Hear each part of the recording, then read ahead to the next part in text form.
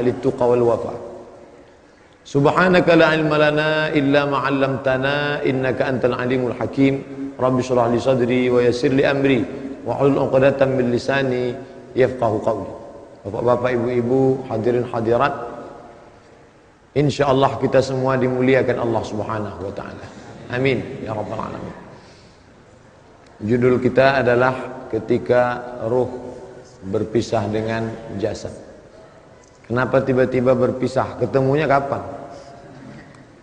A'udzubillahi minasyaitonir rajim. Wa idz akhadha rabbuka min bani Adam. Ingatlah ketika Allah mengambil persaksian dari anak cucu keturunan Adam. Wa asyhada, Allah mengambil persaksian. Tadi kita salat asyhadu, saya bersaksi. Tapi saat itu asyhada, Allah mengambil persaksian. Waktu itu Allah bertanya dengan satu kalimat, alastu bi rabbikum, bukankah aku ini Rabb kamu? Dan saat itu semuanya menjawab dengan satu jawaban, bala syahidna, ya kami bersaksi bahwa engkau adalah Rabb kami. Tidak dalam bentuk tunggal. Kalau sendiri, bala syahidtu, aku bersaksi. Tapi pada saat itu persaksian yang sama antara persaksian saya, adik-adik mahasiswa-mahasiswi, ibu bapak yang sudah agak berumur, berusia, kita semua persaksiannya sama, bala syahidna, kami bersaksi. Menunjukkan sama tauhid saya dengan tauhid bapak. Tauhid satu. Kalau ada orang berbeda dalam masalah tauhid, dalam masalah fikih, oke. Ustaz, apa hukum masalah menyentuh laki-laki perempuan tidak mahram? Ini ada 3 pendapat. Menurut mazhab Syafi'i batal, menurut mazhab Hanafi tidak batal. Karena makna aula mastumun nisa, menyentuh itu artinya maaf jima. Kalau sekedar menyentuh tidak apa-apa. Menurut mazhab Maliki kalau bersyahwat batal, kalau tidak bersyahwat tidak batal. Jadi ada kemungkinan 2 pendapat, 3 pendapat. Tapi kalau sudah dalam masalah akidah, apa pendapat Ustaz tentang masalah Allah? Dalam masalah ini ada 3 pendapat, enggak ada. Oleh sebab itu dalam masalah khilafiyah kita mesti jelaskan dengan baik.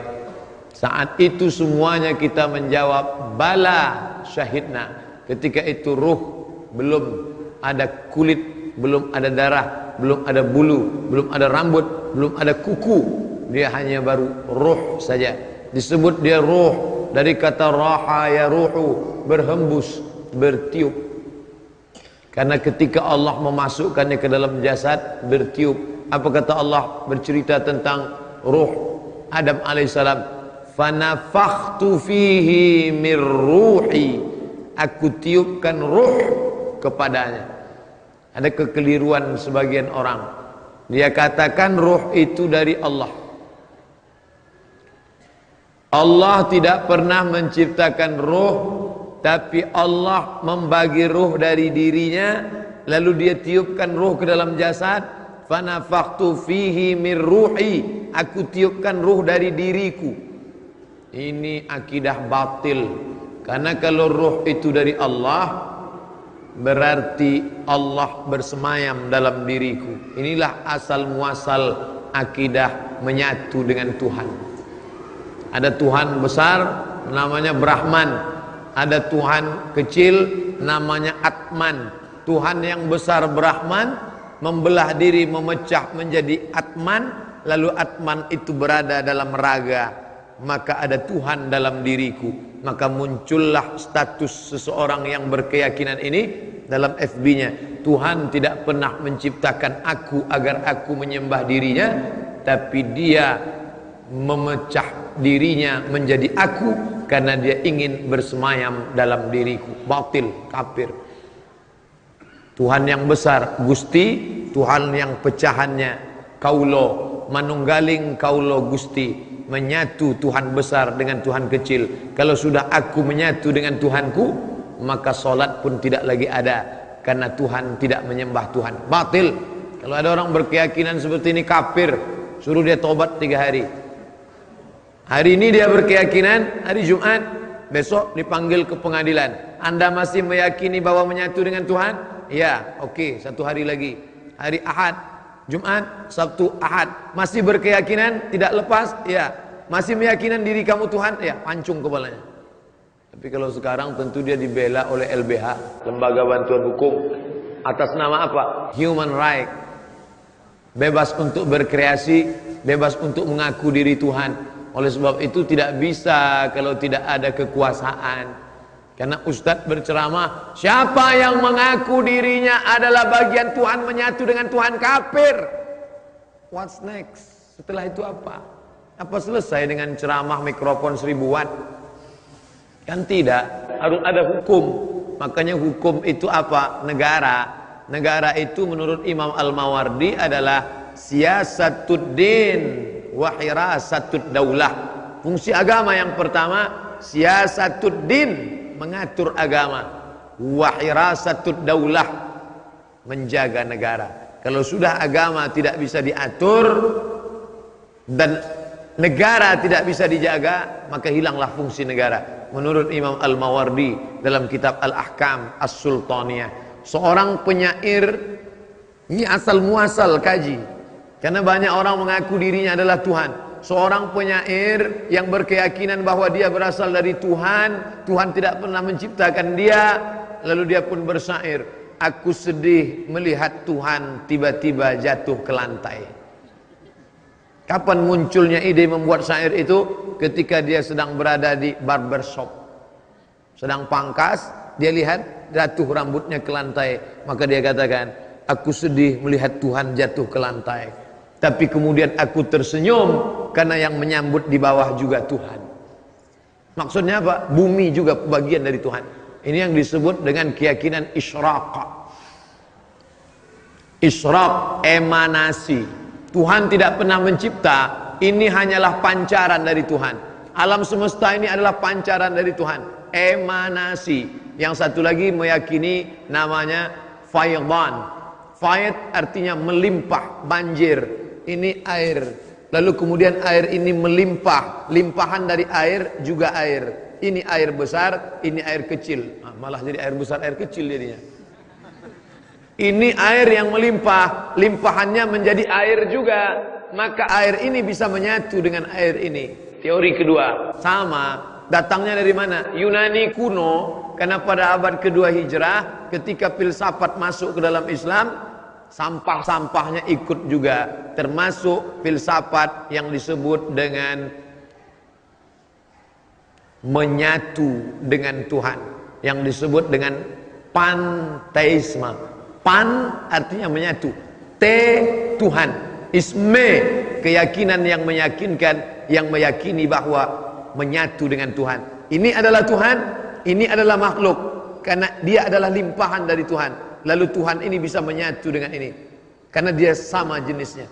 Maka ini batil dalam Islam. Makanya dalam Islam digunakan kata khalaqa, huwallazi khalaqa lakum. Dia sudah menciptakan untuk kamu. Huwallazi khalaqakum. Dia yang menciptakan kamu. Tidak ada ayat Quran mengatakan aku tidak menciptakan kamu, tapi kamu adalah hasil dari membelah diri dari diriku. Batil. Ini pokok pangkal awal kaji masalah roh, karena banyak orang mengaku rohnya adalah bagian dari Tuhan. Na'udzubillah. Ada salah seorang berkeyakinan bahwa dirinya Tuhan. Dia tidak mau datang ke saya, karena kalau dia datang ke saya, langsung saja saya masukkan ke neraka jahanam. Maka dia datang ke dosen filsafat, kebetulan teman, sahabat dekat saya, S2 dari McGill University dan dari IIU, ISTEC, International Islamic University, jurusan filsafat. Dia tidak jawab pakai ayat, tidak jawab pakai hadis. Dia minta ruang duduk bersama berdua. Jadi bapak meyakini bahwa bapak adalah Tuhan. Ya, karena Tuhan tidak pernah mencipta saya, maka saya adalah bagian dari Tuhan. Jadi menurut keyakinan bapak, kalau bagian dari Tuhan adalah Tuhan, ya, maka bapak adalah bagian Tuhan, ya. Karena bapak adalah bagian Tuhan, maka tidak perlu menyembah Tuhan, tidak perlu. Kalau begitu yang keluar dari diri bapak juga adalah Tuhan, iya. Bapak berak tadi pagi. Dia tidak gunakan kata yang lembut, sengaja dia gunakan kata berak. Bapak berak tadi pagi, iya. Kalau begitu berak bapak adalah Tuhan. Patah, 2 kali pukul jatuh. Kalau sempat dia mengatakan aku adalah Tuhan, kencing dan taiku juga Tuhan, maka Tuhan semuanya. Artinya apa? Ini keyakinan yang batil, membantahnya tidak perlu pakai ayat Quran. Ayat Quran terlalu mulia untuk membantah kebatilan ini. Maka batil ini cukup dibantah dengan berak, selesai. Buang. Orang Islam harus bersih dari ini semua. Nah, setelah kita bersih, bahwa ruh kita sudah berjanji di hadapan Allah semua Ta'ala, semuanya berjanji di hadapan Allah. Saat itu dia mengatakan, bala syahidna, kami semua bersaksi, engkaulah Rabb kami. Antaqulu yaumal qiyamah, tapi nanti pada akhirnya kalian berkata, inna kunna an hadza ghafilin, kami tidak ingat, lupa. Alhamdulillah sampai siang ini kita masih ingat. Buktinya apa? Tadi kita berkata asyhadu an la ilaha illallah wa asyhadu anna muhammadan rasulullah. Berapa orang di Bandung ini yang tidak ingat, lupa. Sampai kemari ke dunia ini apa dia katakan? Dia tidak katakan aku bersaksi Allah. Yang dia katakan Tuhan itu apa? Monyet, Hanuman. Katanya Tuhan bisa masuk ke gajah, Ganesha. Bahkan sampai hari ini masih ada orang menyembah 4: kayu, batu, hantu, lembu. Dalam Islam dibantah. Maka kita mengatakan la ilaha illallah. Makanya agama Islam adalah agama yang berani mengatakan tidak. Katakan tidak pada selain agama Allah. La ilaha, no God illallah, except Allah. Tidak ada Dewi Kuan Im, tidak ada Yesus Kristus, tidak ada Santa Maria, tidak ada Buddha, tidak ada Siddhartha Gautama, tidak ada Sungai Gangga, tidak ada Santo Thomas. La ilaha illallah.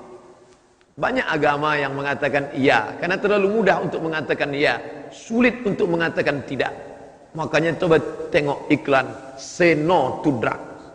Katakan tidak pada narkoba, say no to bonceng. Katakan tidak pada pacaran. Sulit untuk mengatakan tidak. Maka Islam adalah agama yang berani mengatakan tidak kepada Lata, tidak kepada Uzza, tidak kepada Manat, tidak kepada Hubal, hanya kepada Allah Subhanahu wa taala. Lalu kemudian ruh yang sudah ready, siap bersaksi tadi, saya ingin menjelaskan, jangan katakan mari tanamkan agama ke dalam kepala anak-anak kita. Ini yang perlu diluruskan. Seolah-olah kita lahir dalam keadaan blank, kosong. Tidak. Allah tidak berikan anak yang ibu kandung 9 bulan 10 hari dalam keadaan kosong. Anak itu sudah berisi program. Kita tidak pernah beli laptop kosong, kecuali laptop curian. Sudah berisi program di dalam. Anak-anak yang ibu kandung di dalam, dia sudah bertauhid. Makanya dalam hadis dikatakan, ma min mauludin, tidak ada anak yang lahir illa yuladu alal fitrah, melainkan lahir dalam keadaan fitrah. Fitrah bukan kertas putih yang belum dicoret. Fitrah bukan whiteboard yang belum ditulis. Fitrah, kata Abu Hurairah. Abu Hurairah yang menjelaskan kata fitrah. Apa itu fitrah? Fitratul Islam. Makanya kalau dia meninggal dunia masuk surga, walaupun ayahnya si Manung Khalid, emaknya Ong Tai Kim. Kenapa? Karena dia suci, dia sudah bersaksi di hadapan Allah Subhanahu wa taala. Hanya saja nasibnya kurang baik. Dia masuk ke dalam perut orang kafir, tapi kemudian dia mencari, lalu kemudian dia menemukan dan masuk Islam. Lalu kemudian dia pun bersyahadat. Selesai sholat Jumat, pengurus masjid beri pengetahuan, pengumuman kepada seluruh jamaah, selesai sholat agar jangan pergi dulu, kita saksikan ada saudara kita yang akan bersyahadat masuk Islam. Apakah bapak masuk Islam karena tidak ada paksaan lain? Tidak. Murni karena Allah SWT? Iya. Padahal dalam hatinya karena mau kawin. Ikut saya ya Pak? Ya. Asyhadu an la ilaha illallah, asyhadu an la ilaha illallah, wa asyhadu anna Muhammadar Rasulullah, wa asyhadu anna Muhammadar Rasulullah. Aku bersaksi tiada Tuhan selain Allah, aku bersaksi tiada Tuhan selain Allah. Orang yang pertama kali melihat mengatakan itu saudara kita baru bersyahadat. Bukan.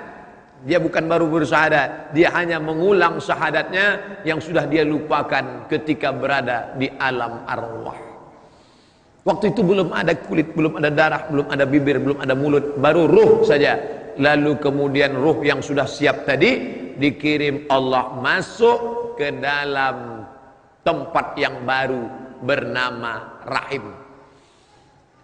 Ana Rahman, aku adalah Rahman, kata Allah. Wallahu Rahmanur Rahimul Malikul Qudusus Salamul Mu'min. Ana Rahman, syaqaqtur rahim min ismi wa ja'altu lahu isman min ismi. Rahim, kantong, tempat janin dalam perut perempuan. Inilah yang tidak bisa dibuat oleh dokter Singapura sampai hari ini.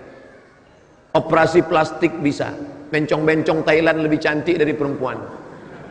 Kantong tempat janin dalam perut perempuan bukan bahasa Indonesia, bukan bahasa Melayu, tapi dia diambil dari bahasa Arab, dari Asmaul Husna. Kalau ada orang mengatakan laki-laki lebih hebat daripada perempuan, laki-laki lebih mulia daripada perempuan, tidak ada anggota tubuh laki-laki dari ujung rambut sampai ujung kaki yang diambil dari Asmaul Husna, enggak ada. Tapi ada satu anggota tubuh perempuan yang diambil dari Asmaul Husna. Apa dia? Rahim, tempat janin. Bismillahirrahman, in the name of Allah, most gracious. Nama Allah yang maha pengasih. Rahman, sebagaimana sayangnya Rahman, begitulah kantong rahim yang sayang kepada janin. 9 bulan 10 hari tidak ada janin yang terkontaminasi bakteri. Sampai hari ini belum pernah kita baca berita, kita dengar, kita tonton ada janin yang mati karena terkontaminasi bakteri. Enggak ada tuh. Justru janinnya mati setelah keluar, dibungkus dalam kresek, dibuang dalam kotak, dicampakkan ke sungai. Tapi janin murni, bersih, selamat. Padahal ini, maaf, tempat kuman terbanyak di dunia, sejengkal. Tapi disinilah semuanya. Semua yang kita makan tadi malam menjadi bakteri. Ayam penyet, ayam patah, ayam mati. Bakteri semua nih. Tapi nggak ada janin yang mati karena terkontaminasi bakteri. Kenapa? Karena dia dijaga oleh rahim. Andai rahim itu tidak ada, Bapak Ibu bisa bayangkan, menyatulah dia dengan sambal terasi di dalam. Dia dijaga oleh rahim. Maka Allah katakan, dikirimkanlah, inna a'adakum yujma'u khalquhu, kamu diciptakan dalam rahim ibumu, arba'ina yawman nutfah, 40 hari dalam bentuk cairan sperma, summa yakunu alaqatan mithla dhalik, berubah 40 hari dalam bentuk alaqah, darah yang menempel di dinding rahim, summa yakunu mudghah, mudghah diambil dari kata mabagha yang dagu, mengunyah, sesuap, segumpal, kemudian kamu berubah menjadi 40 hari segumpal daging, 40 hari air, 40 hari darah, 40 hari daging, 120 hari siap. Yursalul malaku, malaikat dikirim membawa ruh yang sudah siap. Ruh itu sudah semuanya siap karena sudah bersumpah di hadapan Allah. Ruh itu pun dibawa oleh malaikat masuk ke dalam rahim ibu sekalian. Jadi jangan bayangkan ruh itu gentayangan. Mau masuk kemana ya? Coba lihat bunyi hadisnya. Yursalul malaku, malaikat dikirim, malaikat membawa. Hanya saja nama malaikatnya nggak disebut. Makanya kalau ada orang ngaji tauhid, malaikat ada 10, malaikat kiraman katibin, malaikat mungkar nakir, malaikat raqib atid, malaikat malik ridwan, malaikat jibril mikail israfil. Itu bukan batasan. Itu ulama untuk mengajarkan, untuk memudahkan. Karena ada malaikat-malaikat yang tidak disebut namanya. Malaikat yang hadir dalam majelis ilmu, enggak disebut namanya. Majtama'a qaumun fi baitin min buyutillah, sekelompok orang yang sedang duduk di majelis rumah Allah, yasluna kitab Allah, membaca ayat-ayat suci kitab Allah, wa yatadarasunahu fima bainahum, mengkaji isinya. Turun malaikat. Malaikatnya siapa? Enggak disebut namanya. Ustaz, ya, kenapa Allah enggak sebutkan nama-nama malaikat? Yang 10 aja ente enggak hafal, apalagi ditambah lagi. Ustaz, kenapa Allah cuma sebutkan nama Nabi 25? Yang 25 aja yang nggak hafal, ngapain ditambah sampai 30? Hafal aja yang ada. Lalu kemudian Allah subhanahu wa ta'ala mengirim malaikat. Malaikat membawa ruh masuk ke dalam alam rahim. Kenapa Allah ta'ala titipkan itu dalam rahim perempuan?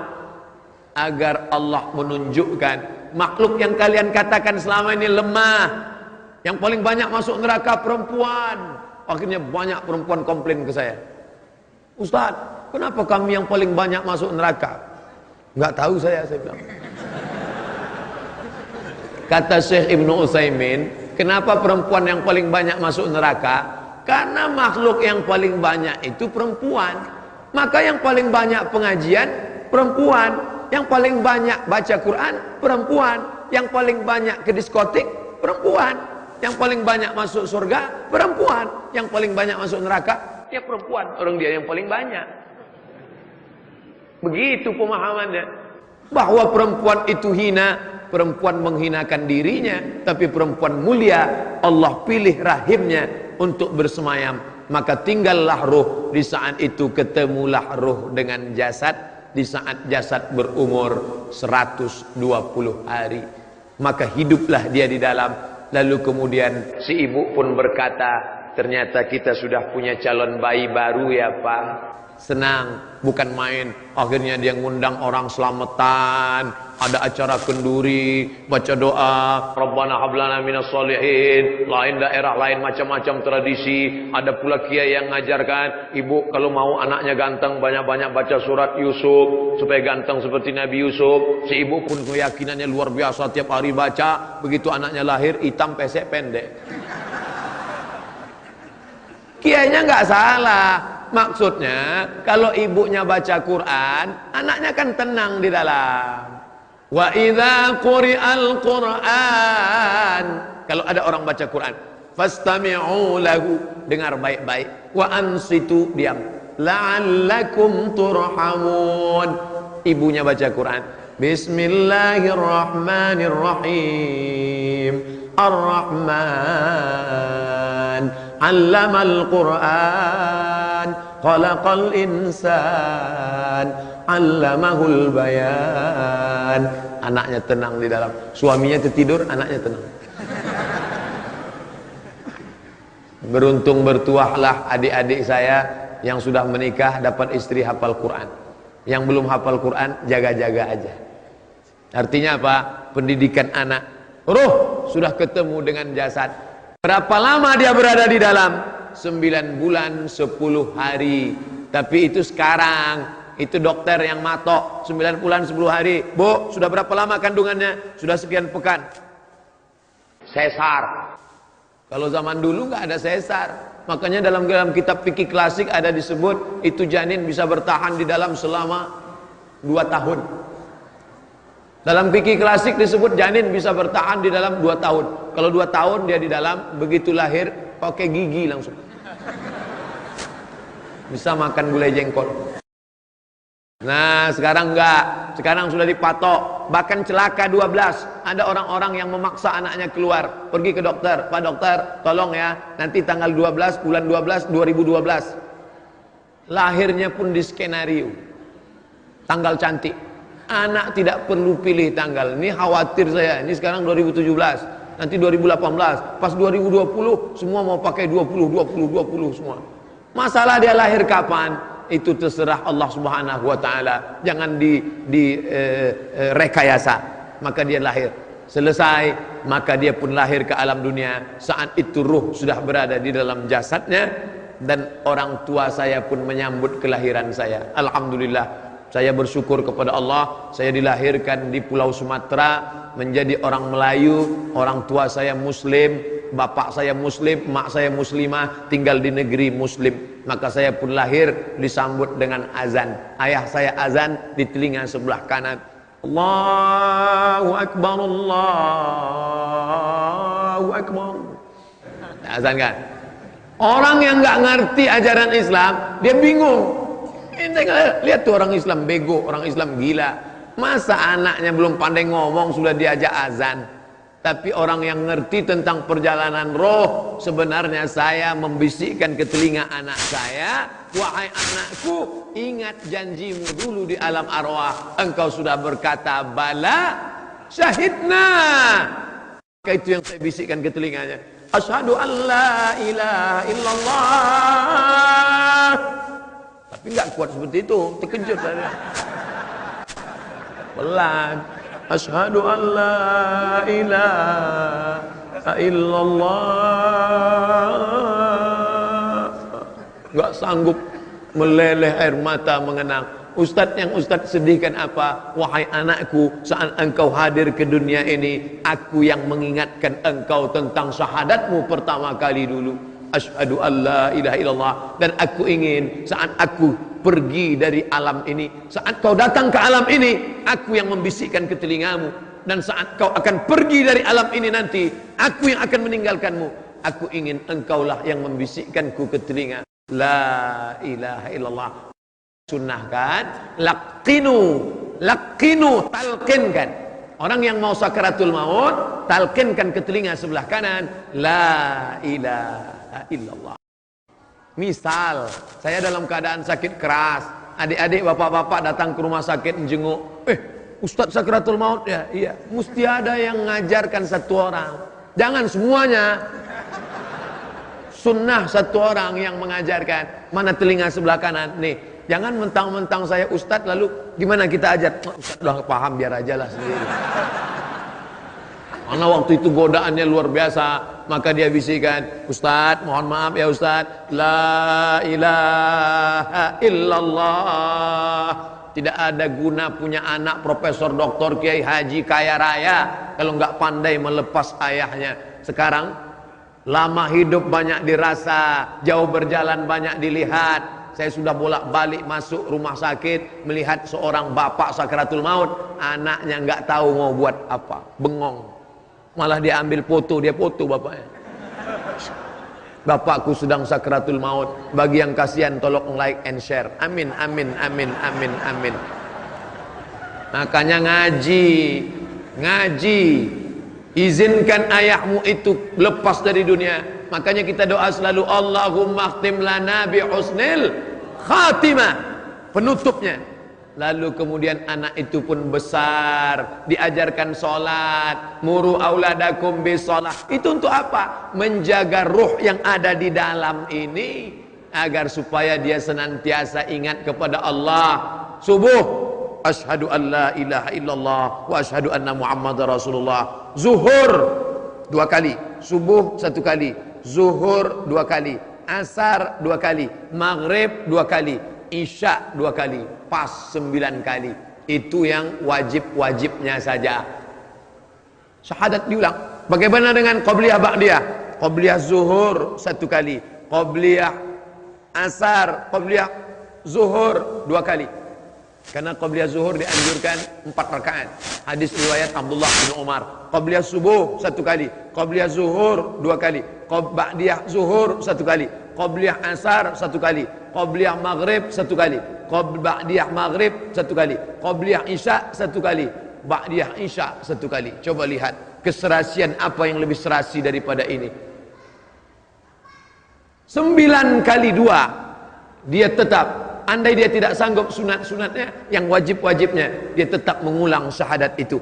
Dan setelah itu dia tetap zikir. Afdaluz zikri fa'lam annahu la ilaha illallah. Subhanallah wa bihamdihi subhanallahil azim. Bagus. Astaghfirullahal azim. Bagus. Allahumma salli ala Muhammad wa ala ali Muhammad. Bagus. Tapi sebagus-bagus zikir, afdaluz zikri, seafdal-afdal zikir, la ilaha illallah. Kenapa? Agar ruh jangan sampai rusak. Ini kita ke pelajarannya, bagaimana ruh ketemu dengan jasad, bagaimana ruh bertahan dalam jasad, nanti ruh berpisah dengan jasad. Macam-macam takdirnya. Ada yang ruh itu ketemu dengan jasad sebentar aja, nggak lama, habis itu dia keluar lagi. Likulli ummatin ajal. Setiap orang punya ajal. Ajal itu apa? Limit, batas waktu. Idza jaa ajaluhum, kalau ajalnya sudah sampai. La yastakhiruna sa'atan, tidak bisa ditambah walau sesaat. Wala yastaqdimun, tidak bisa didahulukan, dipercepat walaupun sesaat. Allah mentakdirkan ruh Abdul Somad bertahan di dalam sampai hari ini. Ustadz yakin ruhnya masih ada? Masih.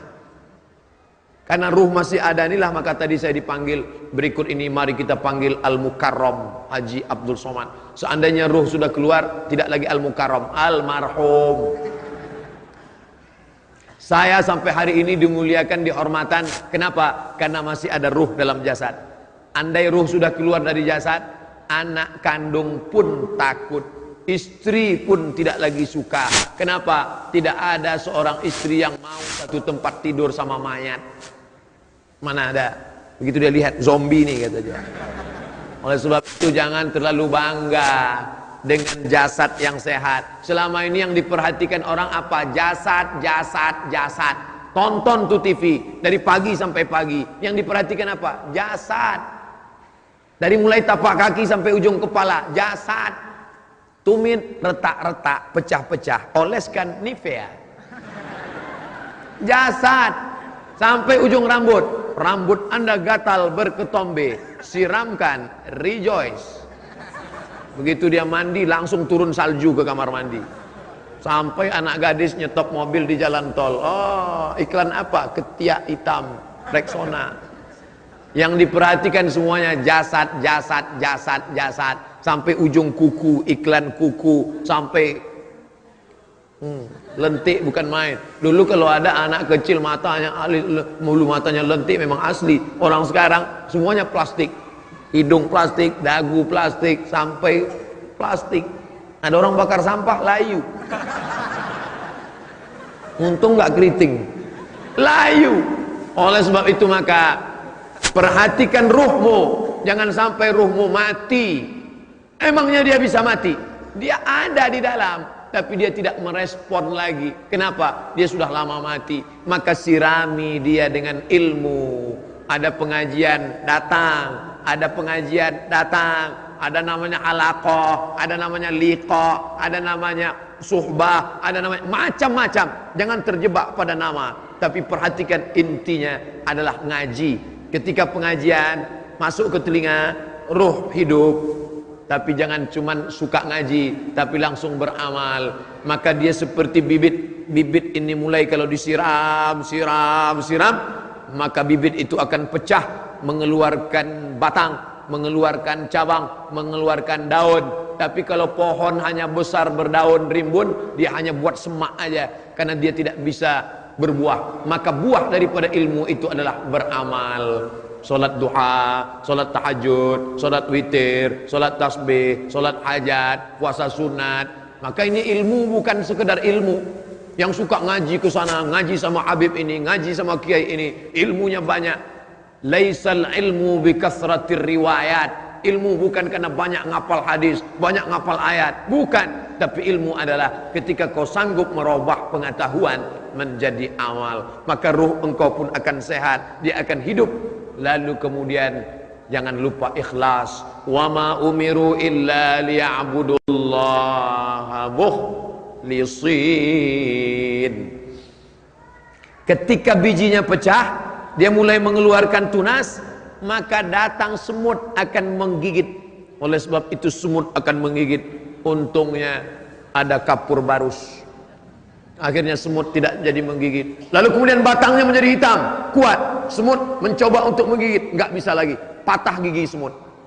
Karena dia sudah kuat. Tapi kemudian pucuknya, selalu aja ada setan datang. Setan mau memakan batangnya, batangnya selamat. Setan mau makan akarnya, akarnya selamat. Kuman bakteri, hama, wereng mau memakan pucuknya. Pucuknya yang hijau, segar, semua mau makan. Apalagi mereka mulai memanjat ke atas, pucuk yang mau makan. Ini setan selalu merusak ruh kita. La atiyannahum min baini aidihim, aku akan datang dari depan, wa min khalfihim, dari belakang, wa an aimanihim, dari kanan, wa an syama'ilihim, dari kiri. Makanya setan datang dari 4 arah. La atiyannahum min baini aidihim wa min khalfihim wa an aimanihim wa an syama'ilihim. Ruh akan senantiasa dia ganggu. Saat di rahim dia ganggu, tapi ibunya selalu baca Bismillahirrahmanirrahim, la yadurru ma'asmihi syai'un fil ardi wala fis sama', a'udzu bikalimatillahi tammati min kulli syaitani wa hammati wa min kulli ainin lama. Al-Fatihah, Qul huwallahu 3 kali, Qul a'udzu bil falaq sekali, Qul a'udzu bin nas 1 kali, Qul huwallahu awal Al-Baqarah sampai walaikumul muflihun, ayat kursi ujung Al-Baqarah 3 ayat, lillahi ma fis samawati wa ma fil ard. Habis, setelah itu dia baca, dia tiupkan ke telapak tangan, dia usapkan ke wajah, ke kepala, dia tiupkan ke air, dibacakan ayat-ayat itu, ditiupkan ke air, selesai itu diminum, bismillahirrahmanirrahim.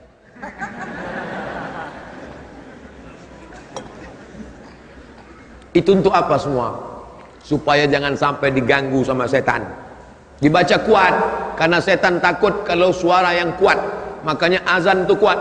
Allahu Akbar, Allahu Akbar. Kenapa kalau azan berkumandang suara anjing melolong? Karena anjing-anjing melihat setan pada kabur. Jadi anjing bisa ngeliat setan Pak Ustaz? Bisa. Saya pengen ngeliat setan, ganti pakai mata anjing. Oleh sebab itu kita nggak perlu ngeliat setan. Kalau ada orang yang bisa ngeliat setan, Ustaz, saya tadi malam ngeliat gondoruo di rumah saya. Kamu sudah matanya dimasuki setan, maka kamu mesti diruqyah. Tapi yang bisa melihat setan, matanya sudah dimasuki setan. Karena hanya sesama setan bisa melihat setan. Kecuali ada orang-orang soleh yang dia melihat itu karena mukjizat Nabi, mukjizat. Adapun kepada wali-wali Allah, itu adalah karamah yang diberikan Allah. Tapi mereka nggak pernah ngaku-ngaku. Ini baru sholat 2 hari udah bisa melihat setan di belakang. Tadi malam saya pulang pengajian Pak Ustadz, berat sekali. Saya lihat ke belakang, ada sundel bolong numpang 2. Emang dia nggak ada kerja lain mau numpang?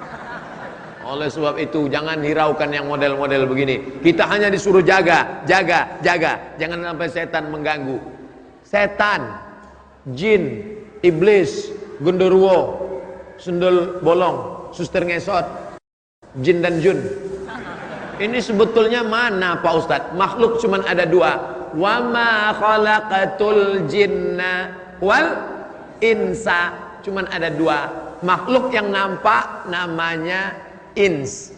Makhluk yang nggak nampak, nggak kelihatan namanya jin. Jin ini terbagi 2. Jin yang baik namanya jin muslim. Jin yang jahat namanya jin kafir. Jin yang muslim itu apa kata dia? Inna, buka surat Al-Jin juz 29. Inna minnal muslimun. Kami ada yang jin muslim. Wa minnal qasitun. Kami ada yang jin kafir. Jin yang muslim itu apa kerjanya? Taharrau rasyada, selalu mencari jalan yang benar, ngaji. Jin muslim itu ngaji juga. Makanya dalam Quran ada cerita jin dengar bacaan Nabi Muhammad baca Quran. Nabi sedang baca. Qul, katakan ya Muhammad, annahu istama'a nafarum minal jin. Ada beberapa jin mendengar engkau baca Quran. Apa kata mereka? Inna sami'na Qur'anan ajaba.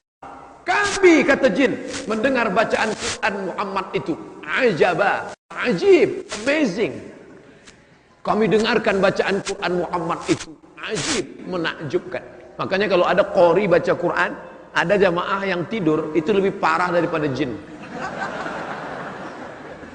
Jin aja dengarkan baca Quran menakjubkan, dia bilang buka surat Al-Jin. Tapi ada jin itu jin kafir.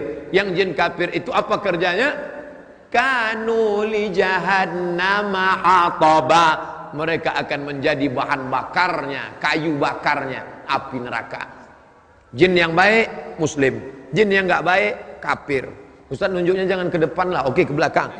Jin yang baik muslim, jin yang enggak baik kafir. Jin yang kafir inilah disebut dengan syaiton. Induknya iblis. Komunitasnya jin. Yang baik muslim, yang enggak baik kafir. Yang enggak baik ini kafir. Nama lainnya setan. Induknya iblis. Iblis itu GM-nya lah.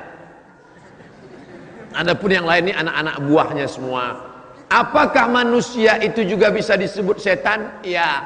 Kenapa? Karena dalam Quran dikatakan bahwa syayatinal insi wal jin. Ada setan-setan yang terdiri dari manusia dan jin. Kalau begitu auzubillahi minasyaiton, Itu bukan cuma untuk jin, bukan. Terus untuk ente juga. Kalau ada nanti kawan yang selalu menggoda-goda, baca dia, A'udzubillahi minasyaitonirrajim. Ente mau ngusir setan ya? Enggak, ngusir ente. Kalau yang menggoda kita itu adalah jin, insya Allah kita baca ayat kursi dia kabur. Tapi kalau yang menggoda kita ini dari kalangan ins, kita baca ayat kursi, dia lebih hafal dari kita. Maka dalam Islam diajarkan, jaga ruh ini jangan sampai mati. Masih berdetak jantung, ruh masih ada di dalam. Sampai kapan ini? Sampai akhirnya janjimu sudah habis Abdul Somad, maka ruh itu pun keluar. Dari mana dia? Berawal dari ujung kaki. Minal asfal. Asfal artinya bawah, bukan aspal. Minal asfal, dari bawah. Mengalir dia naik ke atas. Mengalir dia naik ke atas. Lalu kemudian dia pun keluar dari atas. Lalu kemudian mata melihat. Makanya orang yang mati meninggal itu matanya melotot melihat. Apa yang dia lihat? Ruhnya keluar. Orang yang meninggal dunia, salah satu ciri husnul khotimah, irqul jabin, keluar keringat dari jabin. Kalau ini namanya jabhah, kening. Kalau ini namanya jabin, yang di atas jabin. Kalau gabin, roti. Ini jabin namanya. Salah satu ciri husnul khotimah, irqul jabin, berkeringat bagian atas alisnya. Kenapa berkeringat? Saya lama baca hadis nih. Kenapa berkeringat? Ternyata sebelum dia meninggal, malaikat mengepakkan sayapnya. Dikepak sayap malaikat itu, matanya melihat, hai Abdul Somad, inilah tempatmu di surga, blok C nomor 15. Pada saat si hamba itu melihat tempatnya, dia malu kepada Allah. Sholatku nggak seberapa, puasa sunatku nggak seberapa, ilmuku nggak seberapa, amalku nggak banyak. Tapi kenapa aku masuk dalam surga? Malu dia. Respon orang yang malu, biasanya perempuan tersipu malu. Biasanya laki-laki merasa malu. Kalau dia dipermalukan, merah telinganya, naik darahnya, atau bisa jadi keringat dingin. Tapi mayat yang akan meninggal dunia, jasad yang akan ditinggalkan ruh, ungkapan malunya berkeringat atas keningnya. Tapi jangan yang keringat rekayasa. Nanti mentang-mentang ustaz ceramah tanda husnul khotimah, ada keringat di atas. Pas tetangga sedang nggak ada, semprot. Biar disangka orang ustaz mati husnul khotimah. Kan itu maksudnya. Nggak perlu kita pencitraan-pencitraan. Ini nanti sampai mati pun pencitraan. Dipoto, alhamdulillah ada keringatnya, sampai melebar ke wajah lagi. Kan itu maksudnya. Artinya ruh itu keluar. Orang beriman, ruhnya keluar seperti embun yang menetes dari ujung daun. Ini daun, pada saat tengah malam embun turun awan ke bawah, lalu kemudian berkumpul dari sisi-sisi daun, menetes di ujung daun. Embun menetes ke bawah, daun tidak ada yang ranting patah, daun tidak bergoncang. Begitulah keluarnya. Tapi bagi orang yang berdosa, seperti duri ditarik dari kain, dari kulit yang basah. Masuk duri ke dalam kulit, ditarik. Ketika ditarik dia, mata kail yang ada dua, mata kail atau anak panah yang masuk ke kulit, lalu ditarik dengan kuat sampai dagingnya terikut. Begitulah rasanya kematian. Ada yang mengatakan kematian itu seperti tebasan pedang di tempat yang sama beratus kali. Ada yang mengatakan kematian itu seperti mata kail pancing ditarik dari kulit yang basah. Ada yang mengatakan kematian seperti kambing yang dikuliti hidup-hidup. Semua menceritakan itu kepada Nabi Muhammad sallallahu alaihi wasallam. Makanya selalu kita berdoa, Allahumma hawwin alaina fi sakaratil maut. Ringankan kami ya Allah saat sekaratul maut, karena kami tak tanggung takutnya untuk merasakan itu semua. Tapi kita tak perlu terlampau takut. Jangan gara-gara pengajian ini terlampau takut, pulang bawaannya takut aja. Nanti masuk kantor enggak takut, matilah. Mati enggak perlu takut, karena mati itu adalah resiko hidup. Berani hidup, berani mati. Takut mati, jangan hidup. Takut hidup, mati aja. Nah, ini resiko. Life is take risk. Hidup adalah berani mengambil resiko. Dan filosof-filosof barat itu hampir tidak pernah cerita mati. Socrates, Aristoteles, Demokritos, Thales, filosof-filosof barat, mereka hampir semuanya kalau sudah cerita mati takut. Tapi Islam justru cerita tentang mati. Kenapa? Mati adalah semangat kehidupan. Kenapa kita beramal soleh? Persiapan untuk mati. Makanya saya tidak ingin, awalnya saya ragu untuk menyampaikan tema ini. Ruh ketika berpisah dengan jasad berarti mati. Saya tidak ingin selesai pengajian umat Islam di Bandung bawaannya mau mati aja semua. Gimana bisnis kita ke depan, Bu? Udahlah, nggak usah diurus, saya mau mati aja. Adik-adik mahasiswa nanti selesai S1 mau ngambil master di mana, mau ngambil S3 di mana, nggak ada gunanya S2 S3 Pak Ustaz, mau mati aja nih. Orang Islam disuruh berbuatlah. Selesai sholat keluar dari masjid, wa qul i'malu, berbuatlah, fasayarallahu amalakum, Allah yang akan menilai perbuatanmu, wa rasuluhu, Rasulullah yang akan menilai perbuatanmu, wal mu'minun, orang-orang beriman yang akan melihat hasil dari perbuatanmu. Oleh sebab itu jangan pernah berhenti berbuat. Walaupun engkau sudah mau mati, sudah ada tanda-tanda kematian, sudah terasa tanda-tanda kematian, maka di tanganmu masih ada bibit korma. Idza waqa'at ala ahadikumul qiyamah, kamu sudah mau mati, wa fi yadihi fasilah, di tanganmu ada bibit korma, falyaghrisha, tanamkan, gali tanah, tanamkan bibit korma. Padahal sudah mau mati. Untuk apa nanam bibit korma sudah mau mati? Korma itu akan tumbuh, bertunas, berbatang, berbuah, dan dia akan bernaung. Ada orang bernaung di bawah pohonnya karena kepanasan, dan ketika dia berbuah ada orang akan memakan buahnya. Allahumma barik lana fima razaqtana wa qina adzabannar. Nyami. Di saat itu engkau akan mendapatkan pahala. Jangan pernah berpikir saya dapat apa. Yang penting engkau berbuat, nanti pahalanya Allah yang ngurus. Banyak orang sekarang berbuat, gimana kalau kita bangun masjid ini, gimana kalau kita buat pengajian, nanti saya dapat apa, nanti saya akan mati. Memang kita akan mati, tapi ada setelah itu akan menjadi amal jariah. Lalu ruh tadi pun keluar. Ketika dia keluar, ruh yang baik disambut oleh malaikat dengan kain kafan yang terbuat dari cahaya. Kalau mau mencari tentang perjalanan roh ini, buka kitab Musnad Ahmad bin Hanbal, diriwayatkan oleh Imam Ahmad bin Hanbal dalam kitabnya Al-Musnad. Disambut malaikat dengan meletakkan kain kafan dari cahaya, lalu roh itu pun ada, dibawalah ke pintu langit. Begitu dibawa seperti Isra Mi'raj. Assalamualaikum, kata malaikat pembawa untuk membawa. Maka malaikat yang menjaga pintu langit, kami sudah lama menunggu orang ini karena kami merindukannya. Tiap malam dia bermunajat, kami melihat dari langit. Tiap malam dia sholat tahajud, buku catatan amalnya selalu dibawa, kami melihat namanya. Inilah orang-orang yang masyhur fis sama walam yakun ma'rufan fil ardi. Malaikat mengenalnya, tapi YouTube tidak mengenalnya. Berapa banyak orang yang masyhur di televisi, masyhur di Google, masyhur di meme, masyhur di macam-macam, tapi malaikat tidak ada satu pun mengenalnya. Dia masyhurnya di mana? Di FB. Semuanya ada di FB. Salatnya pun di FB. Sampai-sampai Allahu Akbar.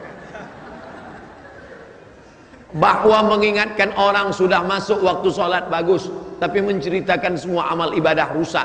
Nauzubillah. Tapi ada makhluk Allah ini dibawa ke langit, dibawa ruhnya. Lalu ruhnya itu kemana?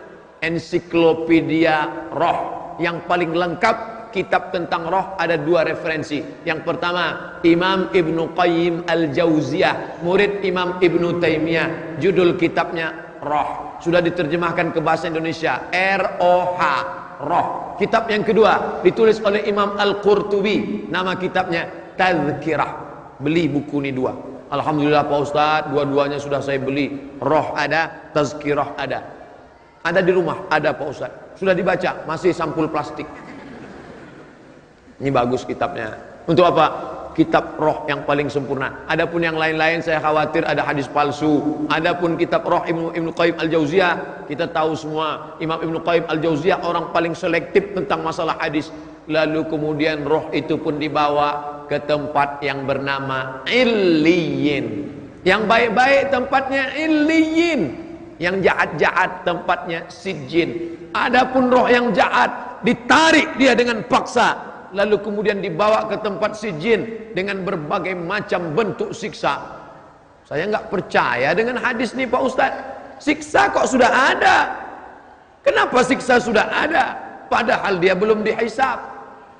Saya ditanya oleh mahasiswa di kampus, Ustadz Somad, ya, azab kubur itu ada? Ada. Mana dalilnya? Allahumma inni a'udzubika min azabi jahannam wa min azabil qabri wa min fitnatil mahya wal mamat wa min syarri fitnatil masihid dajjal. Ustadz, seandainya azab kubur itu ada, lalu di mana letak keadilan Allah? Ente kok mempermasalahkan keadilan Allah sedangkan dia belum dihisab? Dia nanya pakai akal, saya nggak mau jawab pakai hadis. Nanya pakai akal, saya jawab pakai akal. Ada maling masuk penjara, lalu kemudian ditempeleng, ditusuk pakai puntung rokok, ditendang, dipukul. Dia sudah diadili apa belum? Belum. Lalu itu untuk apa? Itu bonusnya. Itu DP-nya. Nanti setelah hisab dia akan dapat cash-nya lagi. Allah nggak adil Pak Ustaz. Kenapa nggak adil? Ada orang meninggal hari ini, terus hari kiamat 1000 tahun lagi. Berarti dia diazab di kubur berapa lama? 1000 tahun. Lalu ada orang yang mahal meninggal hari ini. Meninggal hari ini, 1 jam setelah dia meninggal kiamat. Berarti dia nggak dapat azab. Andai dia ditetapkan Allah bahwa dia diazab 1000 tahun, maka yang sudah meninggal 1000 tahun, dia sudah kena azab potongan masa tahanan. Sedangkan yang belum, maka dia akan dapat beratnya. 1000 tahun di sini nggak sama dengan 1000 tahun di akhirat. 63 tahun di sini hanya 1 jam setengah di akhirat. Oleh sebab itu dia dapat ini. Kenapa? Keadilan Allah jangan dipakai akal-akal. Tapi kalau ada orang yang meragukannya pakai akal, kita jawab pakai akal. Semuanya masuk akal. Bagi yang tidak mengatakan masuk akal, dia perlu ceknya. Akalnya masih ada atau sudah hilang? Coba klik kanan, cek properties. Jangan-jangan sudah empty. Afala ta'qilun. Kenapa engkau tidak berakal? Afala tatafakkarun. Kenapa engkau tidak berpikir? Afala tatadzakkarun. Berapa lama dia? Tapi katanya ruh itu bisa masuk ke kubur. Ruh tempatnya 2. Yang pertama yang baik illiyin, yang jahat sijin. Tapi ada saat-saat tertentu Allah meniupkan ruh masuk ke dalam jasad untuk menerima azab ataupun menerima nikmat. Tapi tidak semua. Jangan gara-gara ceramah ini besok ada orang yang mati, lalu adik-adik masukkan kamera CCTV ke balik, pasang penyadap karena ada saatnya Allah kirimkan. Tapi tidak semua. Orang mati di sungai Amazon, matinya kenapa? Dimakan 1000 ikan piranha. Nggak ada jasadnya, nggak dikafani, nggak dimandikan. Bagaimana ruhnya mau masuk ke dalam? Maka dia diazab di alam illiyin. Makanya dia disebut alam kubur. Kenapa disebut kubur? Karena tempatnya kubur dalam tanah. Tapi tidak semua orang masuk kubur. Dia disebut dengan alam lain yang disebut dengan barzakh. Bainahuma barzakh la yabghiyan. Ini air laut, air sungai. Air sungai, air laut. Air laut tidak akan masuk ke sungai. Kalau masuk air laut ke dalam sungai, maka kita tidak akan bisa minum. Kenapa? Asin semuanya. Maka di antara air laut dan air sungai ada namanya barzakh. Dia tidak disebut dunia karena dia sudah mati. Dia tidak disebut akhirat karena dunia belum kiamat. Pembatas antara dunia dan akhirat disebut dengan barzakh. Sudah kembali ke alam barzakh, tapi belum akhirat. Yang ada kuburnya alam kubur, yang tak ada kuburnya dia sedang berada di alam barzakh. Lalu kemudian berapa lama dia berada di waiting room ini sampai hari kiamat tiba. Idza sama'um fatarat, langit terbelah. Wa idzal kawakibun tasarat, planet-planet bertabrakan. Wa idzal bi'aru fujirat, air laut naik ke darat. Waktu di Aceh air laut naik ke darat, itu namanya tsunami. Itu yang perempuan, yang laki-laki Sumanto. Ketika naik air laut ke darat, hancur semuanya. Watakunul jibalu kal ihnil manfus. gunung-gunung, bukit-bukit seperti bulu kambing yang ditiup angin. Lalu kerak bumi ini bergoncang, bergelombang. Wataran nasa sukara, kau lihat mereka seperti mabuk. Wa mahum bisukara, mereka bukan mabuk. Walakinna azaballahi syadid, tapi azab Allah amat sangat dahsyat saat itu. Nanti, sementara hari kiamat tiba, sementara di alam barzah, maka kita pun mengucapkan salam kepada dia. Bapak ibu adik-adik pergi datang ke Riau, mungkin ada momen, mungkin ada acara, lalu ingat Ustadz Somad. Di mana makam Ustadz Somad? Disinilah makamnya. Lalu kalian pun lewat mengucapkan salam. Assalamualaikum ya ahlad diyar minal mu'minin wa inna insyaallah bikum la'iqun yarhamullahu mustaqdimin wal mustakhirin. Nas'alullah lana wa lakumul afiyah. Panjang betul Pak Ustadz. Memang itu hadisnya. Nabi pesan kepada Aisyah, Aisyah, kalau engkau lewat di makam Baqi, maka engkau baca doa ini. Tapi teman saya bacanya pendek aja Pak Ustaz. Apa dia baca? Assalamualaikum ahlal kubur. Itu doa winzip namanya. Dia press. Tapi masih syukur dia mau baca. Ada yang nggak baca sama sekali. Makanya salam itu dibagi 3. Salam yang pertama, salam yang wajib dijawab. Salam yang kedua, salam yang haram dijawab. Salam yang ketiga, kita tidak ingin mendengar jawabannya. Salam yang pertama, salam yang wajib dijawab. Salam saya waktu pertama tadi, Assalamualaikum. Salam yang kedua, salam yang haram dijawab. Gak boleh dijawab. Siapa itu? Salam imam tadi waktu salat Jumat. Assalamualaikum warahmatullah. Jangan dijawab. Waalaikumsalam Pak Imam. Salam yang ketiga, kita tidak ingin mendengar jawabannya. Nanti malam saya pulang. Ini mohon izin jam 2.30 kami langsung ke Jakarta, airport pesawat jam 8 sampai Pekanbaru jam 10 lewat ke pemakaman. Assalamualaikum ya alal kubur. Saya nggak ingin mendengar jawabannya. Karena kalau sempat dia menjawab waalaikumsalam. Artinya apa? Hubungan kita tidak putus walaupun jasad ini sudah dimakan cacing tanah. Yang disombongkan ini apa? Apa yang disombongkan? Hai manusia, engkau keluar dari lubang najis 2 kali, sombongnya minta ampun. Mantan sperma, sombongnya minta ampun. Yang dilihatnya apa? Warna tanah, retak-retak seperti tanah, dicium bau tanah. Itu kan ada parfum. Kalau nggak ada parfum, bau hantu. Yang disombongkan ini apa? Maka ketika ruh berpisah dengan jasad, engkau tidak lagi manusia yang terhormat. Dulu engkau dimuliakan, dulu engkau disanjung. Tapi setelah itu habis. Yang akan kau bawa adalah, kalau pernah engkau mengusap kepala anak yatim, kalau pernah engkau bebaskan 1 meter tanah untuk masjid, kalau pernah engkau masak bubur 2 piring, yang satu kau antar ke masjid untuk adik-adik yang tinggal di masjid. Kau antarkan ke rumah fakir miskin, anak yatim. Pas gajian, uang banyak, datang ke panti asuhan. Pak, berapa anak panti asuhan di sini? Ada 200 orang, keluarkan semuanya. Enggak, 20 aja. Saya mau bawa nasi kotak ini, 20 bapak, 20 adik, 20, saya 20. Insya Allah bekerja sama. Kita adalah satu lidi akan menjadi satu batang sapu lidi yang besar, bisa menyelamatkan ini semua. Alaikum bil jamaah. Sampai akhirnya kita pun mati di dalam tanah, sampai masanya dibangkitkan lagi. Ketika bangkit itu lihat kanan, malaikat. Lihat kiri, malaikat. Lihat depan, malaikat. Lihat belakang, malaikat. Atas, malaikat. Kenapa aku bangkit bersama malaikat? Al-mahiru bil Quran, orang yang mahir baca Quran. Ma'as safaratil kiramil bararah, dia akan bersama dengan para malaikat. Mudah-mudahan anak-anak kita hafiz Quran. Ibu yang punya anak, masukkan SDIT, SMPIT, SMAIT. Kalau dia mahir baca Quran, hafal Quran, mengamalkan Quran, mengajarkan Quran, ibu bapaknya dapat syafaat. Lalu kemudian ketika bangkit, anak-anaknya bersama malaikat. Tapi ada juga orang yang ketika bangkit dari kubur, tengok sebelah kanan, Ahok. Kenapa aku bisa bangkit bersama mereka? Karena ente dulu sama dengan mereka. Man tashabbaha biqaumin, siapa yang ikut-ikutan tradisi suatu kaum, fa huwa minhum, maka dia bagian dari kaum itu. Apa kata periwayat? Bukan hadisnya, periwayatnya. Wa usyira yaumal qiyamati ma'ahum, akan dibangkitkan bersama mereka nanti di akhirat. Nauzubillah. Itu nasib ruh. Lalu kemudian, apa bisa Abdul Somad yang dimakan cacing tanah ini hidup lagi? Bisa. Datang Asi bin Wa'il membawa tulang kering. tulang yang sudah hancur kering kerontang, tidak ada lagi warna darah, kulit, bulu, lemak, daging, sumsum, kuku, nggak ada. Hai Muhammad, yang bawa ini namanya Asy bin Wa'il, apakah sanggup Tuhanmu menghidupkan ini? Nabi Muhammad diam. Datang Jibril membawakan jawaban.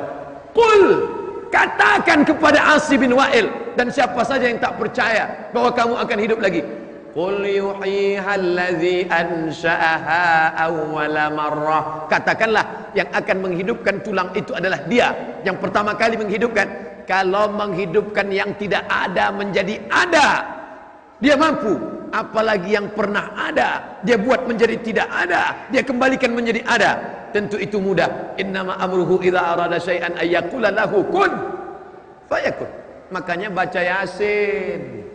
Kapan baca Yasin? Tiap malam. Untuk ingat apa? Perjalanan ruh setelah mati. Al-yauma naqtimu ala afwahihim wa tukallimuna aydihim wa tashhadu arjuluhum bima kanu yaksibun. Mulut yang selama ini pandai bicara, membela, bersilat lidah. Banyak orang kita nggak pandai silat, tapi silat lidah pandai. Mulut akan dikunci, tangan akan bicara, kaki akan bersaksi. Di saat itu tidak ada yang bisa menolong.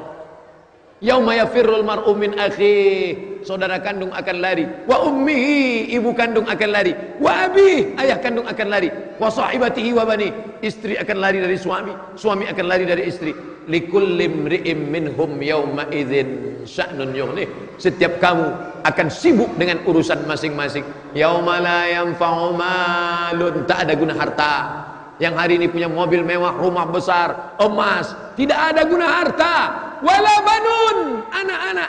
Hari ini kalau ketemu, Ustadz anaknya berapa? Bolak-balik jamaah nanya saya, Ustadz anaknya berapa? Belum pernah jamaah nanya, Ustadz istrinya berapa? Nanya harta, nanya anak. Tapi sampai masanya, la yanfa'u malun wala banun illa man atallaha biqalbin salim. Tapi kita bangga. Kenapa? Karena setiap kita yang bersaksi tiada Tuhan selain Allah, Masya Allah, masuk surga. Man qala la ilaha illallah dakhalal jannah. Siapa yang bersaksi tiada Tuhan selain Allah, maka dia masuk surga. Man qala la ilaha illallah dakhalal jannah. Lalu sahabat datang, ya Rasulullah, ya. Jadi setiap orang yang mengatakan la ilaha illallah masuk surga, masuk surga. Bagaimana kalau dia berzina, mencuri? Wa in zana, wa in sarab. Walaupun berzina, walaupun mencuri, tetap masuk surga. Oh, enak ya orang Islam Pak Ustaz. Berzina, mencuri, masuk surga. Masuk. Cuman masalahnya masuknya kapan? Transit dulu. Sedangkan kita maunya masuk langsung. Wasiqal ladzina amanu wasiqal ladzina taqau. Coba tengok ayatnya.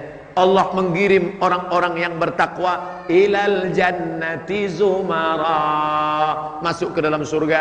Lalu sampai di dalam surga, di pintunya apa kata malaikat? Salamun alaikum, keselamatan untuk kamu, tibtum, kalian sudah buat baik. Fadkhuluha khalidin, masuklah kalian ke dalam surga selama-lamanya. Sedangkan saudara-saudara kita yang transit tadi, apa boleh buat? Dia akan masuk, dicuci dulu, diobok-obok dulu. Setelah itulah baru dia masuk. Makanya setiap kali kita minta Rabbana atina fid dunya hasanah wa fil akhirati hasanah wa qina azabannar.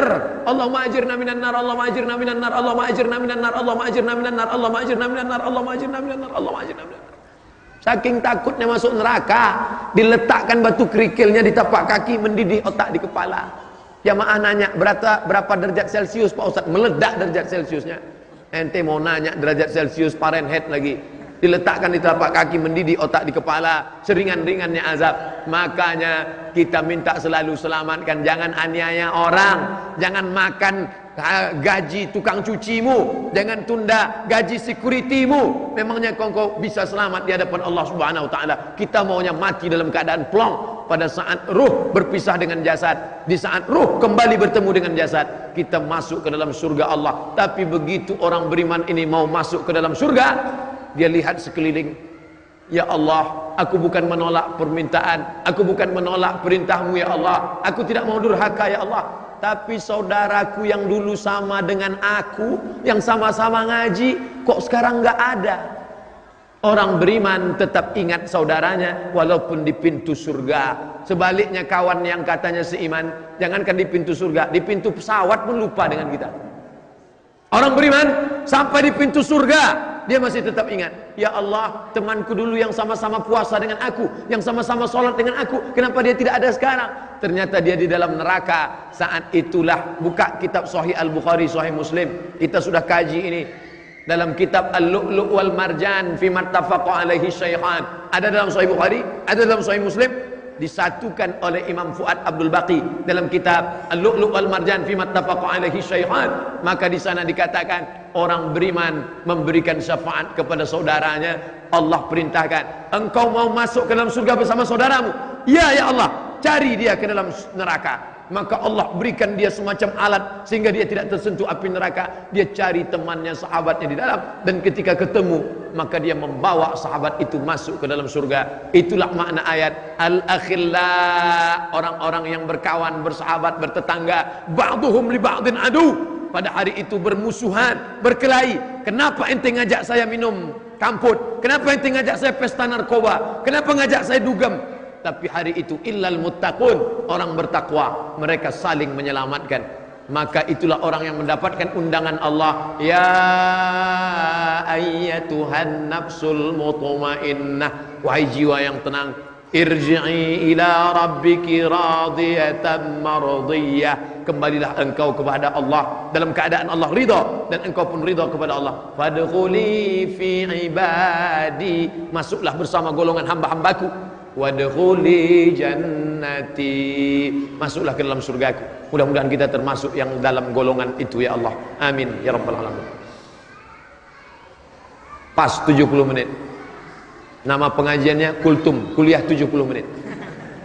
Pukul 2.30. Terima kasih perhatian Bapak Ibu, saudara-saudaraku sekalian. Jangan lupa kita saling mendoakan. Mudah-mudahan kita istiqomah di jalan ini insyaallah. Terima kasih atas segala perhatian. Mohon maaf segala kesilapan. Subhanakallahumma wa bihamdika asyhadu an la ilaha illa anta astaghfiruka wa atubu ilaik. Wa sallallahu ala sayyidina wa maulana Muhammad wa ala alihi wa sahbihi wasallam. Walhamdulillahirabbil alamin. Wassalamu alaikum warahmatullahi